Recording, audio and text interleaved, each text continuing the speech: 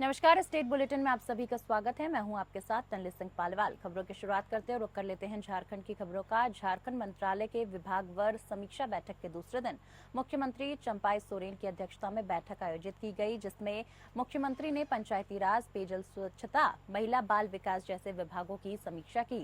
इस समीक्षा बैठक में विभिन्न विभागों के मंत्री भी शामिल हुए। बता दूं कि मंत्रालय के विभिन्न विभागों के प्रधान सचिव और प्रमंडलीय आयुक्तों और जिला के उपायुक्तों के साथ विकास और कल्याणकारी योजनाओं की उच्च स्तरीय समीक्षा करते हुए मुख्यमंत्री ने अहम दिशा निर्देश दिए। मुख्यमंत्री चंपाई सोरेन ने अबुआ आवास योजना के तहत पहले चरण में स्वीकृत किए गए 2 लाख आवास और इसकी पहली किश्त की राशि जारी होने के बाद अबुआ आवास निर्माण की प्रगति की जानकारी ली। इसके साथ ही इस योजना में तेजी लाने का निर्देश अधिकारी को दिए। उन्होंने कहा कि इस योजना के लाभुक गरीब और जरूरतमंद हैं। ऐसे में न्यूनतम दर पर उन्हें आवास निर्माण के लिए बालू जैसी निर्माण सामग्री उपलब्ध कराने की पहल करें।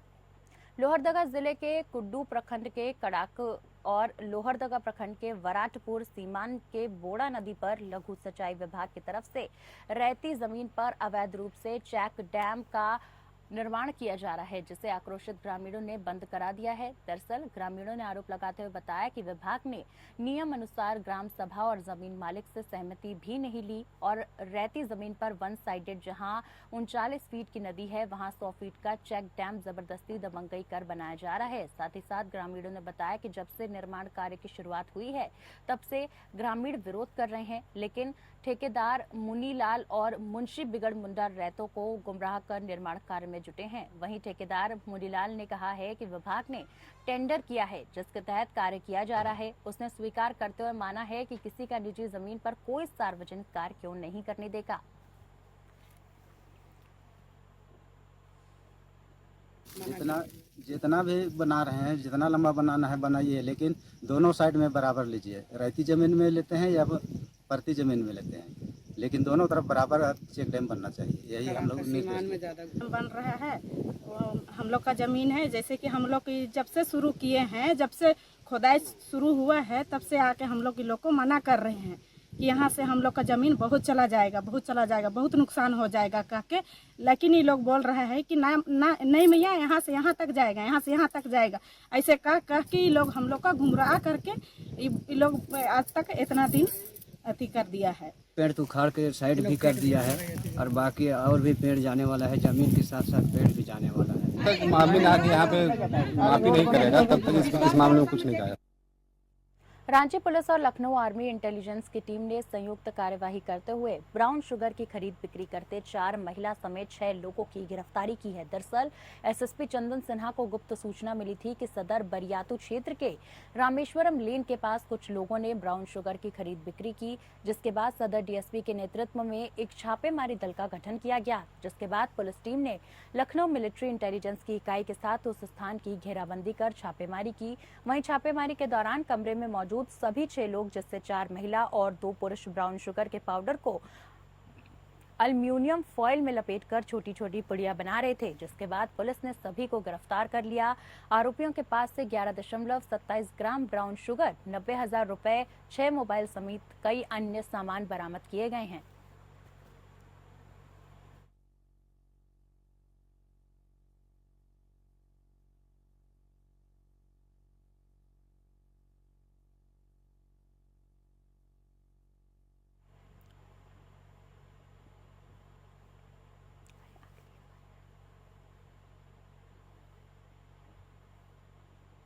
पता चला था कि एक लेडी है जिसका उपनाम भाभी है और वो ड्रग सिंडिकेट चला रही है रांची में। और आज भी जो गिरफ्तारी करके हम लोग लाए हैं उसमें आप जानेंगे कि पुलिस को सिविल गाड़ी में काफ़ी डिकॉय करके, काफ़ी छुप छुपा के सिविल वर्दी में जाना पड़ा। अन्यथा वहाँ पर एक संतरी सिस्टम लोग लगा रखा था कि जब भी कोई पुलिस की गाड़ी या कोई ऐसी गाड़ी इसमें लगे कि पुलिस की संभावना है, तो वहाँ पर इन लोग के लोग लगे रहते थे। जो गिरफ्तार हुए हैं, इस सिंडिकेट का कनेक्शन मुंबई से भी है और मुंबई का भी एक आदमी अरेस्ट हुआ है जिसका यहाँ पर ससुराल रांची है और वो इस ड्रग सिंडिकेट का मेंबर था।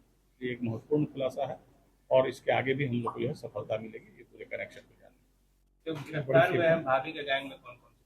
भाभी के गैंग में एक भाभी का ही नाम आरती देवी पुतली है लोहरदगा के भटखिजरी भौवाटोली निवासी महफूज अंसारी के ऊपर अपने ही सगी बेटी के साथ दुष्कर्म करने का आरोप लगा है, जिसकी शिकायत उसकी नाबालिग बेटी और पत्नी ने महिला थाना हारिस बिन जमा पुलिस अधीक्षक लोहरदगा और कई सामाजिक संगठन आदि को दर्ज कराई है, लेकिन इस पर कोई सुनवाई नहीं की गई, जिसके बाद कोर्ट में भी मामला दर्ज कराया गया। लेकिन 4 माह बीत जाने के बाद भी कहीं से कोई इंसाफ नहीं मिलता दिखा।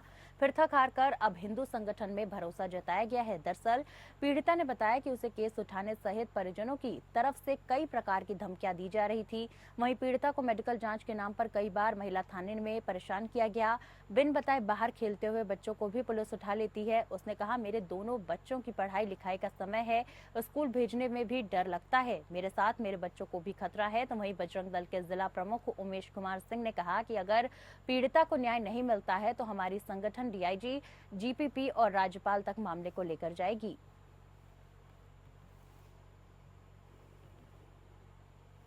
हमको सपोर्ट करेंगे, वो लोग मेरा इंसाफ दिलाने में पूरा मदद करेंगे और बहुत उम्मीद के साथ गए हैं। और तो भी अगर हमको इंसाफ नहीं मिलता है तो फिर योगी जी के पास भी जाएंगे हम लोग, और उससे भी अगर नहीं हुआ तो हम फिर मोदी सरकार के पास भी जाके अपना इंसाफ का गुहार लगाएंगे। जहाँ जहाँ भी हमको ज़रूरत पड़ा वहाँ वहाँ गए हैं अभी तक, लेकिन हमको तो पूरा उम्मीद है कि नहीं, मेरा जो आरएसएस का आदमी है वो लोग हमको सपोर्ट करेंगे और वही लोगों के ऊपर विश्वास से ये किए हैं। उसके बाद फिर हम योगी सर से भी मिलेंगे, फिर उसके बाद हम नरेंद्र मोदी सर से भी मिलेंगे।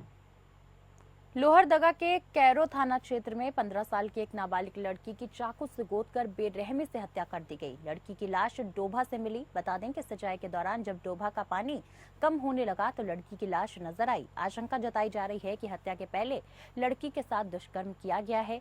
बता दें, सड़ाभे गांव के पास कंदनी नदी में एक 15 वर्षीय नाबालिग लड़की का शव बरामद किया गया। घटनास्थल से 200 मीटर की दूरी पर मृतका का घर है। तो वहीं पुलिस मामले की छानबीन में जुट चुकी है।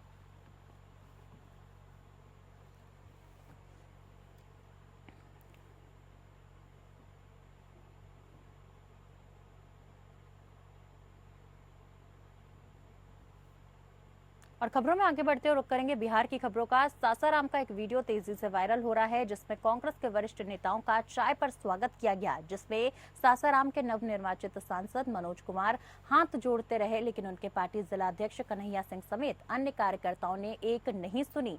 दरअसल वायरल वीडियो सासाराम के कांग्रेस वरिष्ठ कार्यकर्ता डॉक्टर जावेद अख्तर साहब के बंगले की है। ये वायरल वीडियो चर्चा का विषय बना हुआ है। बताया जाता है कि सासाराम के नवनिर्वाचित सांसद मनोज कुमार के पहले आगमन पर स्वागत में कांग्रेस के वरिष्ठ नेता डॉक्टर जावेद अख्तर के सासाराम बंगले पर चाय पार्टी का आयोजन किया गया।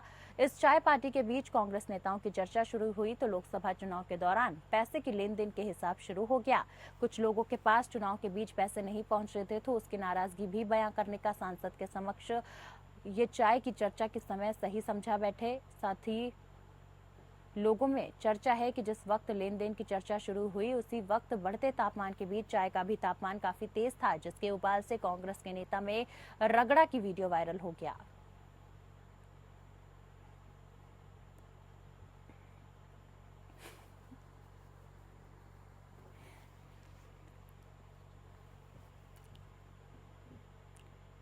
और खबर पंजाब से है। मामला अमृतसर के तरतारन रोड के कोट महना सिंह से है सामने आया है, जहां एक रिहायशी इलाके में बर्फ की फैक्ट्री चल रही थी, जिसके पड़ोस में रहने वाले परिवार को फैक्ट्री से निकलने वाली अमोनिया गैस से नुकसान हुआ। बिल्डिंग की हालत खराब होने पर पीड़ित परिवार ने निगम प्रशासन और बिजली विभाग से शिकायत की तो इसका लाइसेंस और बिजली कनेक्शन रोक दिया गया। लेकिन अब फिर से निगम कमिश्नर ने इस स्नो फैक्ट्री का लाइसेंस शुरू करने के लिए निगम कमिश्नर कार्यालय से गुहार लगाई है। इस संबंध में पीड़ित परिवार के मुखिया नीरज कुमार ने बताया कि वे लोग काफी समय से इस क्षेत्र में रह रहे हैं और उनके आवासीय क्षेत्र में बर्फ फैक्ट्री का पानी बहने के कारण हमारे घरों की छत और दीवारें क्षतिग्रस्त हो गई हैं। इससे निकलने वाली अमोनिया गैस इंसानों के लिए हानिकारक है और इससे बुजुर्गों को काफी परेशानी होती है। इसी संबंध में हमने नगर निगम और प्रदूषण नियंत्रण बोर्ड में शिकायत दर्ज कराई है। उन्होंने कार्रवाई करते हुए इसे रद्द कर दिया है। हालांकि लाइसेंस कुछ महीनों के बाद निगम कमिश्नर ने इस फैक्ट्री का लाइसेंस फिर से फैक्ट्री चलाने के लिए चालू कर दिया, जिसके विरोध में पूरे परिवार ने बुजुर्गों के साथ निगम कमिश्नर कार्यालय के बाहर धरना दिया और फिर हंगामा किया। इस फैक्ट्री के लाइसेंस को लेकर हमें कमिश्नर से मिलना था, लेकिन वे हमसे मिले बिना ही पिछले दरवाजे से चले गए, जिससे साफ संकेत है कि ये फैक्ट्री कॉरपोरेशन के कमिश्नर और बर्फ के मालिक की मिलीभगत का नतीजा है। फैक्ट्री जो हम पर पूर्ण हमला है।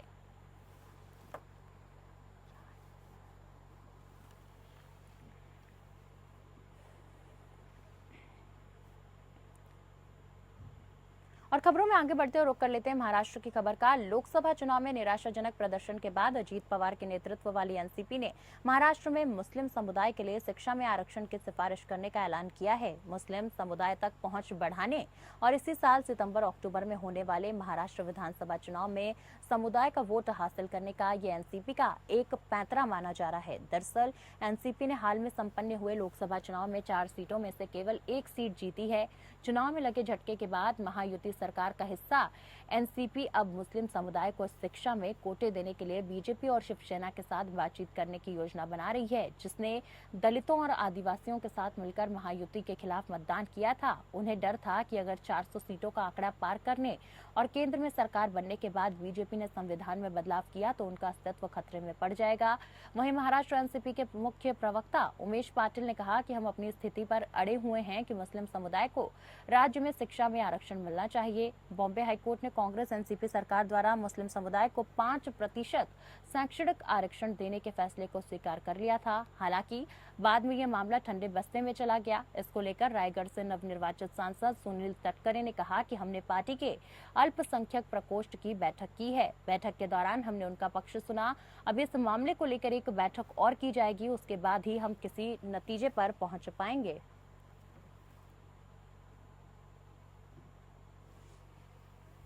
मध्य प्रदेश की खबरों का। मध्य प्रदेश के मुख्यमंत्री मोहन यादव ने राजा भोज अंतर्राष्ट्रीय हवाई अड्डे से पीएम श्री पर्यटन हवाई सेवा का उद्घाटन किया।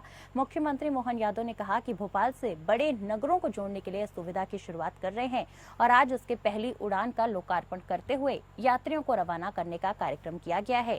हमने एयर एम्बुलेंस की सुविधा भी प्रारंभ कर दी है।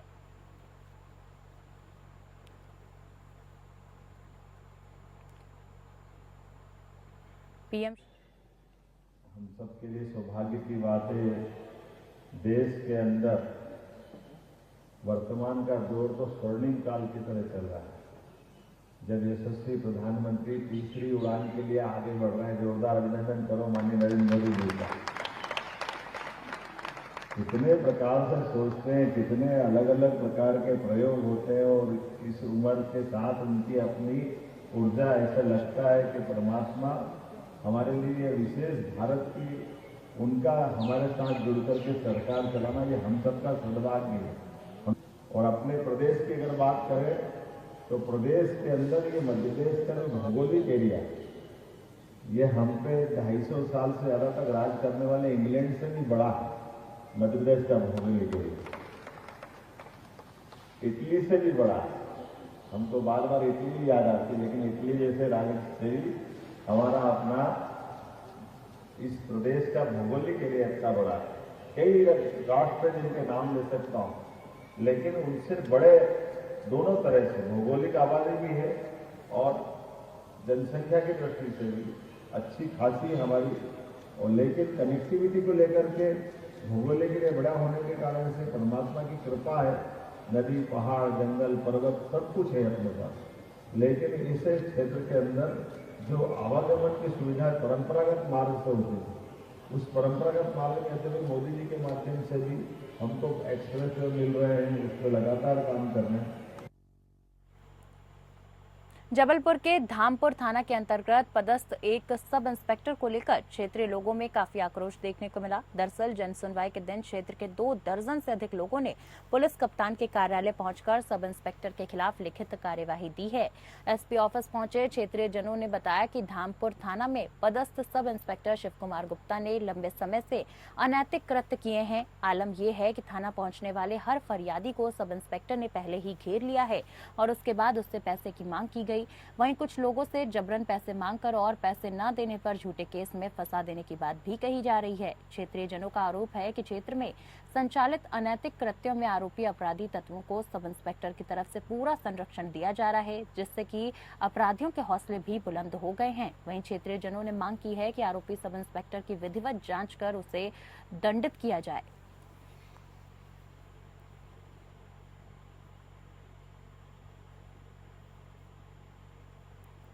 मध्य प्रदेश के बुधनी में खटपुरा शाहगंज भोपाल रोड में एक बड़ा सड़क बस हादसा हो गया है। दरअसल एक तेज रफ्तार बस बेकाबू होकर दुर्घटनाग्रस्त हो गई। हादसे में 4 लोगों ने मौके पर ही दम तोड़ दिया, जबकि कई लोग घायल हो गए। हादसा होते ही मौके पर चीख पुकार मच गई। पुलिस और राहगीरों ने घायलों को अस्पताल भेजा। तेज रफ्तार बस नीमटोन मोड़ पर काबू होकर पलट गई। बताया जा रहा है कि मोड़ पर सामने अचानक 2 बाइक आ गईं, जिन्हें बचाने के फेर में बस बेकाबू हो गई। बस बाइक पर ही पलट गई, जिससे 4 लोगों की मौके पर ही मौत हो गई।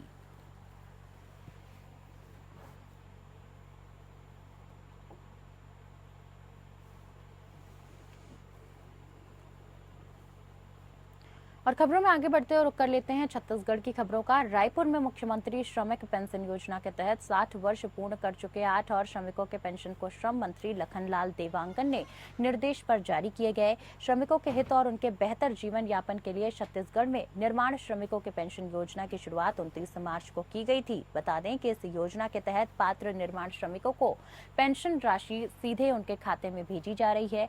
इसके अलावा भी कई सारे लाभ मिलेंगे। इस अवसर पर मंत्री लखनलाल देवांगन ने कहा कि प्रदेश की विष्णुदेव साय सरकार श्रमिकों की हितैषी है। सरकार की पूरी मंशा है कि श्रमिकों को योजना का अधिक से अधिक लाभ मिल सके। साथ ही साथ श्रमिकों के हित और उनके बेहतर जीवन यापन के लिए निर्माण श्रमिकों के पेंशन योजना का लाभ श्रमिकों को दिया जा रहा है।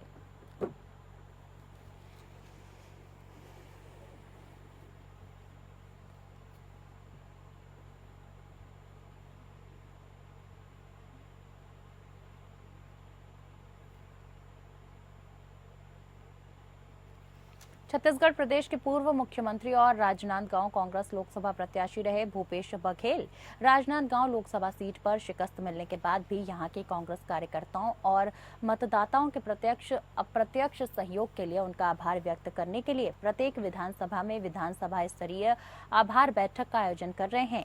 इसी तारतम्य में भूपेश बघेल राजनांदगांव विधानसभा पहुंचे। यहां उन्होंने एक निजी होटल में कांग्रेस कार्यकर्ताओं के लिए आभार बैठक का आयोजन किया। इस आभार बैठक को संबोधित करते हुए भूपेश बघेल ने कहा कि हमने कई प्रदेशों में अच्छा प्रदर्शन किया है। साथ ही साथ छत्तीसगढ़ में थोड़ी और मेहनत करते तो कम अंतर से हारे कई सीट जीत सकते थे। उन्होंने कार्यकर्ताओं को संबोधित करते हुए कहा कि मैं समीक्षा करने आया हूं, कि धन्यवाद ज्ञापित करने आया हूं। राजनांदगांव लोकसभा सीट को लेकर कहा कि हमारे प्रयास में कोई कमी रह गई होगी, लेकिन कार्यकर्ताओं ने काफी मेहनत की है। खड़गे जी की अध्यक्षता में CWC की बैठक हुई, जिसमें सोनिया जी, राहुल जी, प्रियंका जी और सारे नेता उपस्थित थे। 100 से अधिक सांसद जीते। ये वो सभी सांसद थे। रात में सोनिया मैडम ने डिनर भी दिया था, सब लोग एकत्रित हुए और एक वातावरण जो ये दिल्ली में यही था कि जो एक भय का वातावरण था, अब वो वातावरण नहीं है।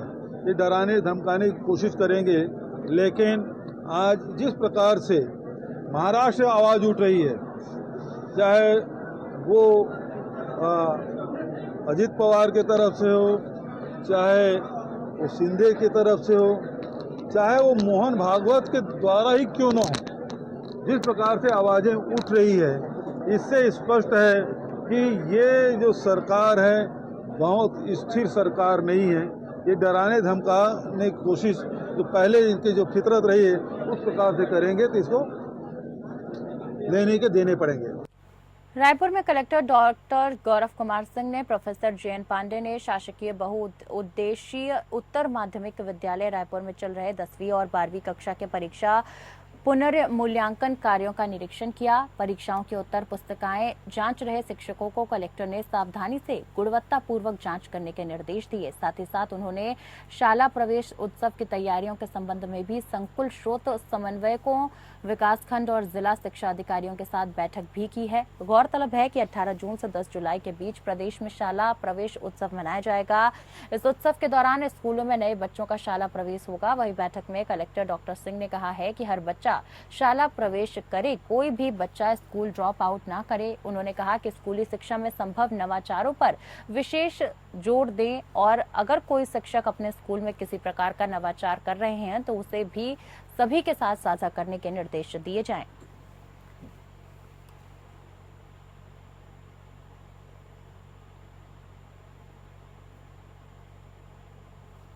और इसी के साथ फिलहाल के लिए स्टेट बुलेटिन में मेरे साथ बस इतना ही। नमस्कार।